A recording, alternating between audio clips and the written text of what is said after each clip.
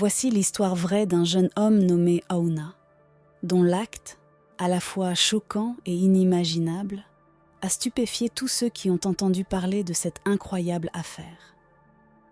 Vers 2 heures du matin une nuit, Aouna est allé dans le jardin de la maison de son père, où sa mère était enterrée et a exhumé sa tombe. Il est naturel de se demander pourquoi quelqu'un ferait quelque chose d'aussi horrible. Était-il hors de lui ? Était-il sous l'influence de forces obscures ? Cette histoire répondra à ces questions. Malheureusement, de nombreuses personnes sont tombées dans des pièges similaires dans ce monde. Rejoignez-moi alors que nous plongeons dans l'histoire d'Aouna et n'oubliez pas de vous abonner. Il était une fois un jeune homme nommé Aouna. Sa famille était extrêmement pauvre, si bien qu'il a dû quitter l'école à l'âge de 12 ans parce que ses parents ne pouvaient plus financer son éducation. Malheureusement, ses 2 parents sont décédés, laissant Aouna et sa sœur aînée, Ada, se débrouiller seuls. La vie est devenue particulièrement difficile après la mort récente de sa mère, ce qui les a forcés à l'enterrer rapidement, sans les funérailles dignes qu'elle méritait. Aouna avait un don. Il pouvait faire rire les gens sans effort. Il rêvait de devenir un comédien célèbre et de connaître un grand succès. Même enfant, il aimait être au centre de l'attention et était tellement avide de gloire qu'il était prêt à faire presque n'importe quoi pour se faire remarquer. Il divertissait souvent les gens lors d'événements dans le village avec son humour, gagnant en retour une petite somme d'argent. Reconnaissant son potentiel, les amis d'Aouna l'ont encouragé à cultiver son talent et à en faire une carrière. Mais Aouna n'était pas satisfait de commencer petit. Il en voulait plus. Il voulait devenir une star du jour au lendemain. Motivé par son ambition, Aouna a décidé de s'approcher de l'homme le plus riche de sa communauté, le chef Obina. Le chef Obina était un homme d'affaires riche qui possédait de nombreuses propriétés à la fois dans le village et en ville. De nombreux jeunes hommes qui avaient réussi dans la communauté avaient des liens avec le chef Obina. Cependant, il y avait des rumeurs selon lesquelles sa richesse était liée à des pratiques douteuses, notamment une implication dans des rituels pour gagner de l'argent. Malgré les rumeurs entourant la fortune du chef Obina, Aouna le voyait comme la clé pour réaliser ses rêves. Bien que sa sœur l'ait mis en garde contre la réputation sombre du chef, la soif de succès d'Aouna étouffait ses avertissements.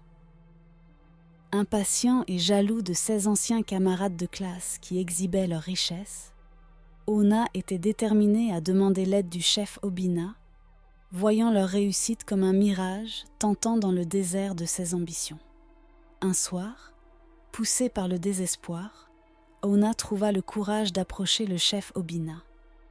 Il exprima ses désirs, suppliant pour obtenir la richesse et la célébrité qu'il convoitait.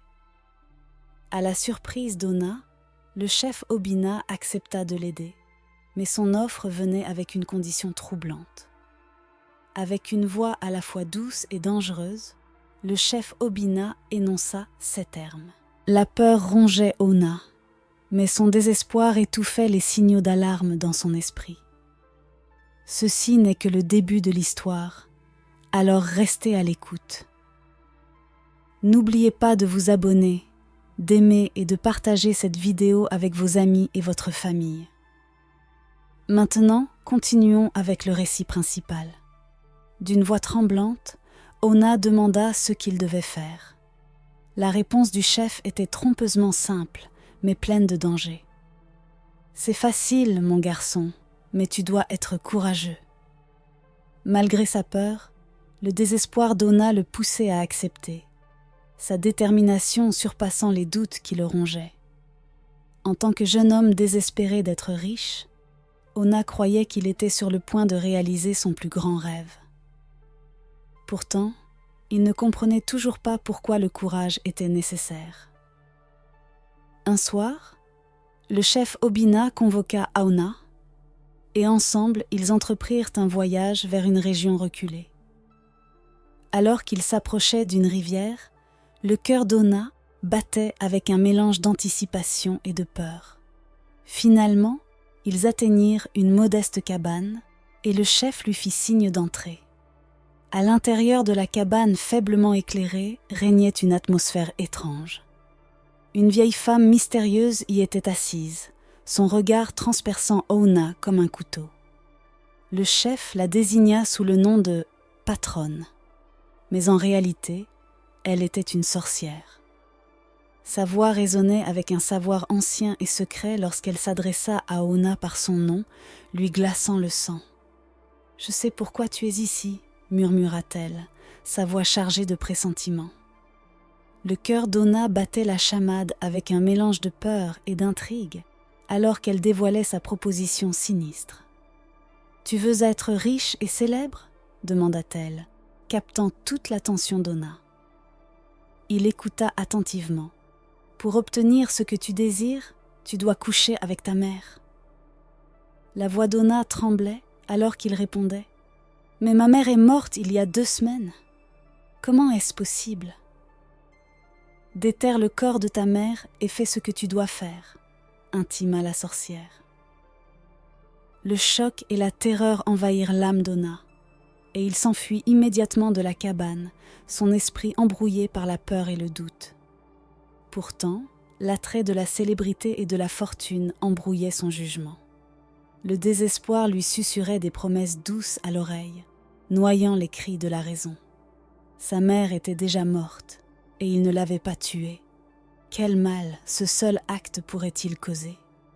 Poussé par l'ambition et le désespoir, Oona prit une décision fatidique.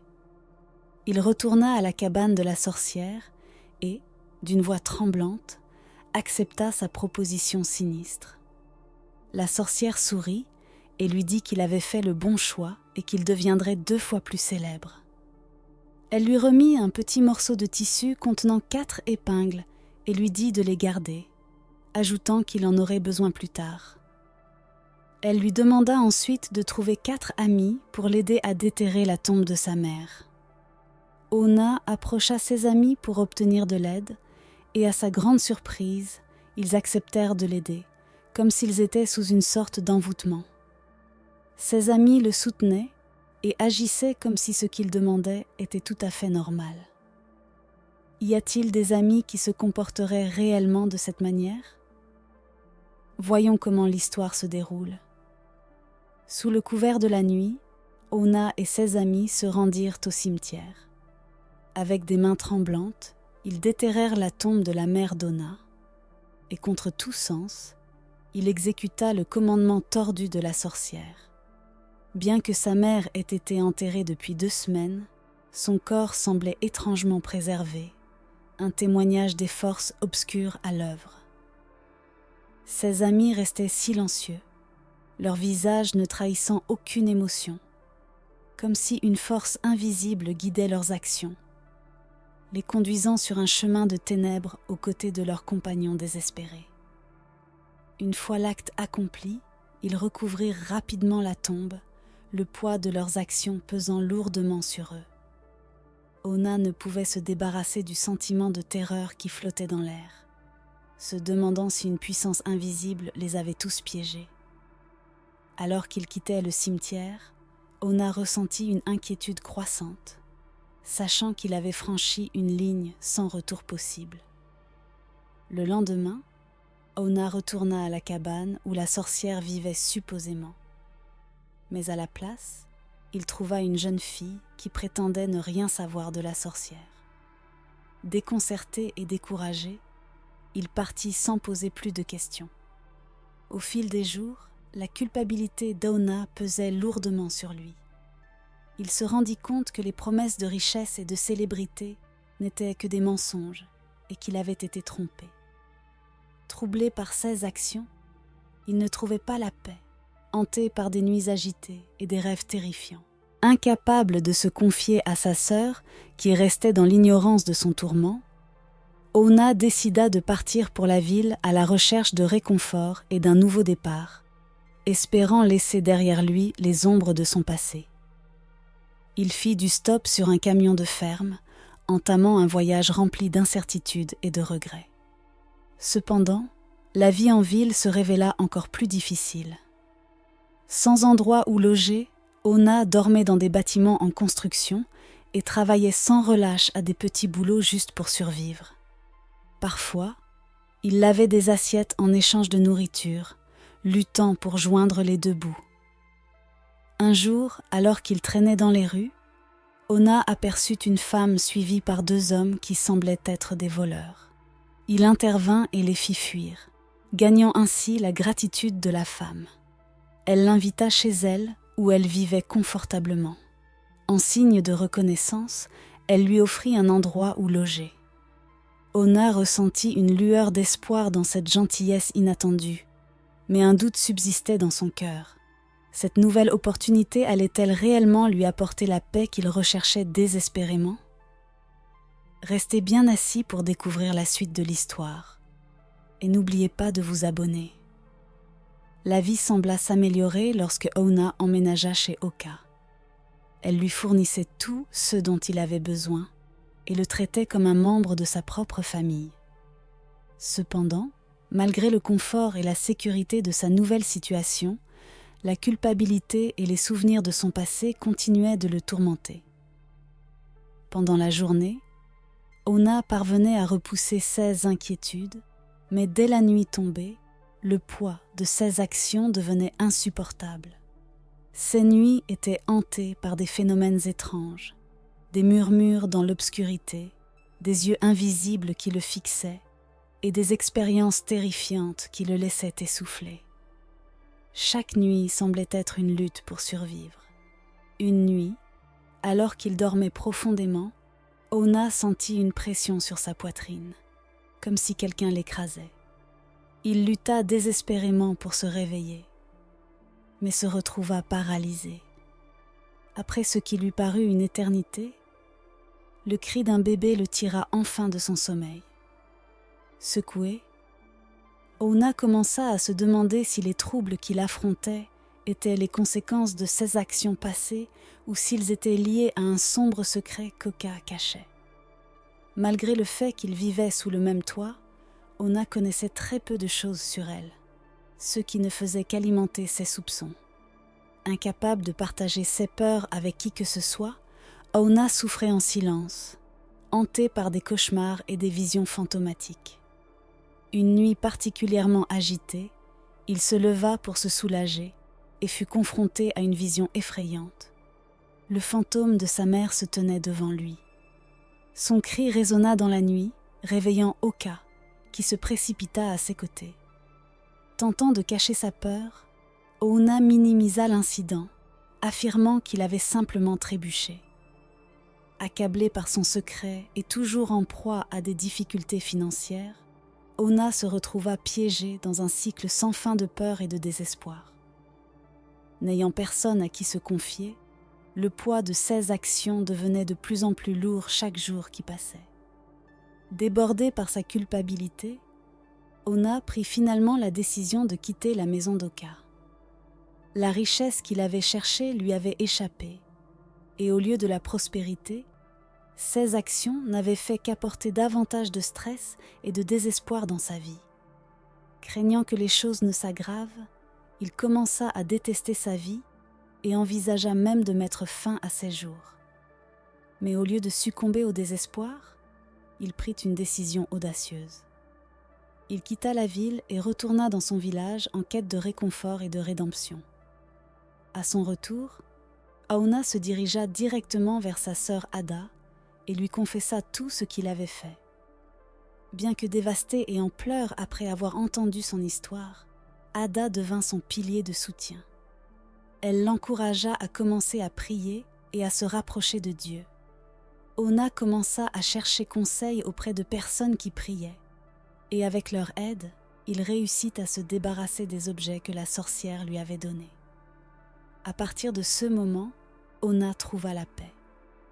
Le fait d'embrasser la prière eut un impact profond sur la vie d'Ona, l'aidant à gérer les pensées sombres qui menaçaient autrefois de le submerger. Désormais, Ona prie régulièrement et croit que la vraie richesse vient du travail acharné et des choix judicieux, et non des raccourcis. il commença à consacrer plus d'efforts à sa comédie et avec l'argent qu'il gagnait, il ouvrit une petite entreprise. Au fil du temps, Auna devint bien connu dans sa communauté et reçut des invitations à se produire dans les grandes villes. La morale de cette histoire est que poursuivre la richesse rapide à travers des raccourcis conduit souvent à des conséquences désastreuses. Un tel chemin est parsemé de peur, de regrets et de tristesse, assombrissant la vie d'une personne. Au lieu de cela, faire confiance à Dieu et travailler avec diligence vers ses objectifs avec patience et sagesse apporte des récompenses bien plus grandes. Bien que la route puisse être longue, le succès est garanti à travers la persévérance et la foi. Si vous avez trouvé cette histoire captivante et que vous souhaitez en entendre davantage, pensez à vous abonner. N'oubliez pas d'aimer, de partager et de donner votre avis dans la section des commentaires.